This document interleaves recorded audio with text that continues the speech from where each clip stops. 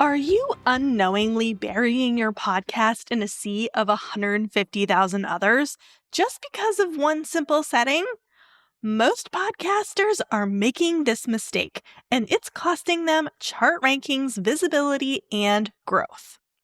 Hey there, I'm Julia Levine, aka the Podcast Teacher, and you're listening to Podcasting for Solopreneurs, the show that helps online business owners grow their podcast to get more listeners, leads, and sales. Today, we're talking about something you probably haven't thought about very much, but that you absolutely should, and that is your podcast's category. Yep, it's that little drop down that you selected when setting up your podcast. It might be one of the biggest factors that determine whether you rank on the charts or get completely ignored. So in this episode, you'll learn why your podcast category matters way more than you think, how to choose the right one strategically, and the exact reason I hit number 12 on the Apple Podcasts charts when I launched without a huge audience or paid ads. Let's dive into the quote-unquote small pond strategy that could change your entire podcasting game. Actually, before we talk strategy, let's quickly break down what podcast categories are and why they matter. Podcast categories are like genres for your show. Think of them as the labels that Apple Podcasts, Spotify, and other directories use in order to group similar content. So when you browse in the business section or health and fitness, those are categories. But here's where it gets interesting. Each of those broad categories also contains subcategories. So under business, you'll find things like entrepreneurship and investing. Under health and fitness, you can choose nutrition or mental health or something else.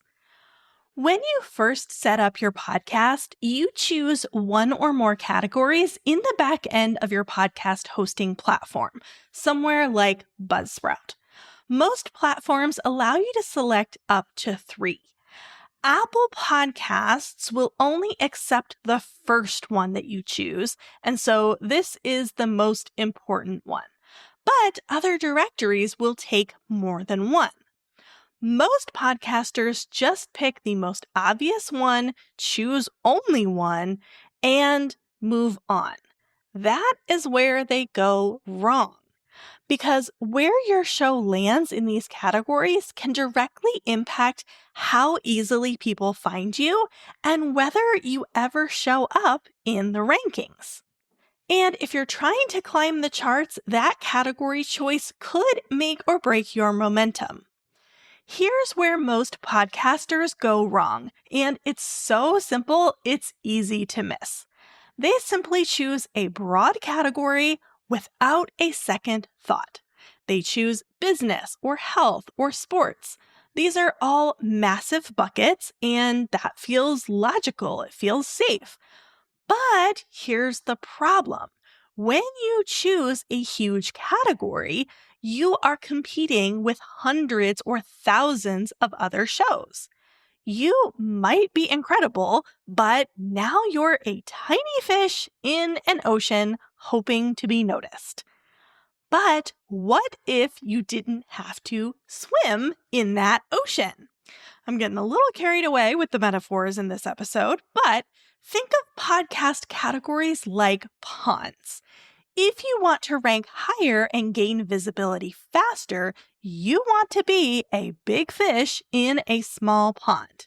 Choosing the right category, the one that fits your content but is the least crowded, will give you a real edge. And here's the best part. You don't need a huge audience in order to start climbing the charts. You just need to be in the right place. This is a decision that most podcasters overlook because it seems so simple, but it's actually hurting their chances at discovery. So don't just settle for being buried in an overcrowded list. Be intentional and choose the pod that sets you up to stand out. Let me show you how this works in real life using my own podcast as the example. Of course, my show is all about podcasting as a tool for business growth.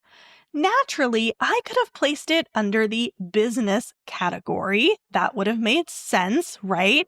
Business owners, entrepreneurs, they are my people. But I dug deeper. The core content of my podcast is educational. My brand is the podcast teacher. I teach people how to podcast effectively with strategy, tools, growth hacks, monetization tips, etc. That's not just business. That is instructional content. So instead of just defaulting to the category of business, I explored the how-to category. This is still a great fit for me and what I do, but it has way less competition. In 2021, the business category had about 150,000 podcasts. The how-to category had around 13,000. That is a huge gap. Even though those numbers have changed by now, the difference in saturation is likely still pretty dramatic. So I chose the how-to category, and that one decision played a major role in helping me hit number 12 on the US charts when I launched.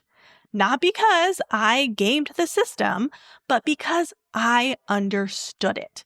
And I used that understanding to position my show where it could actually be found and seen and listened to.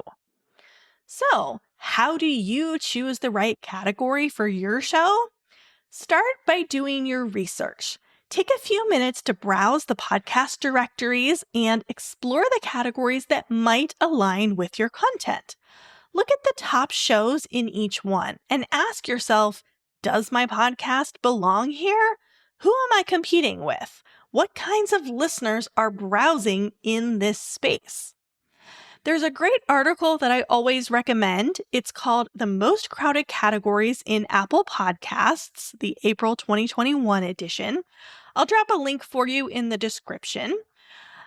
Now, yes, it is from 2021, and yes, we're in 2025. But don't worry, while those exact numbers are outdated, the trends are still useful, and this particular article has some really great visuals in it that are really helpful. When you're looking at this, you're not just looking for the smallest pond, you're looking for the right small pond, one where your content fits naturally and you have a chance to stand out. And here's my reminder that we're not trying to game the system here. If you run a general sports show, putting it into the volleyball category just because it's super tiny, that isn't going to help you. It's going to hurt your credibility and it's going to confuse listeners. You still need to play within the rules of the system. And the best part is that you can update your categories at any time inside your hosting platform. If you were someone who just chose one category because you didn't realize the importance of choosing all three, go in and choose the other two now. These tiny tweaks could cause the boost that you've been waiting for. If you've been treating your podcast category like a checkbox, now you know better. This is not just a formality, it is a strategy, and one of the few tools that you control that can actually move the needle on your podcast's growth. Your category decides who sees your show, where it ranks, and whether you show up at all. It's not about gaming the system, it's about working smarter, not harder, with the tools that are already in front of you. So here's what I want you to do next. Take a few minutes and review the category that you're currently in, that's currently selected in the back end of your podcast hosting platform, and ask yourself, is this the best pond for my podcast to grow in? And if it's not, go ahead and change it. It's that simple, takes 10 seconds, and it could make a big difference. If you're feeling stuck or want more strategies like this, check out the Podcast Growth Collective at thepodcastteacher.com/collective. This is where I teach strategies designed to help you grow your podcast and your business without burnout or overwhelm. Until next time, happy podcasting!